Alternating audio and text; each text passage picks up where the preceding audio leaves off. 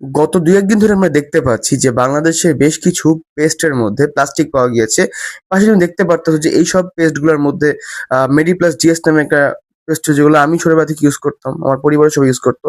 কিন্তু এটার মধ্যে যে প্লাস্টিক পাওয়া যাবে এটা ভাবতে পারিনি। আর একটা কথা হচ্ছে প্লাস্টিক পাওয়া গেলে বাংলাদেশের বাজারে এগুলো কিভাবে আসে? অ্যান্ড বাংলাদেশের বাজারে আসলে এটা আমরা সবাই এতদিন ধরে এত ফেমাসিটি ভাবে ইউজ করি কেমনে? আর একটা কথা হচ্ছে ল্যাব টেস্ট ছাড়া বা এগুলো তো একটা বড়, বড় ব্র্যান্ডের জিনিসপত্র। তাহলে এগুলো কিভাবে এরকম ধরনের সমস্যা নিয়ে বাজারে আসে? তাহলে কি এতদিন ধরে আমাদেরকে ঠকানো হয়েছে? এতদিন ধরে আমাদের সঙ্গে করা হয়েছে?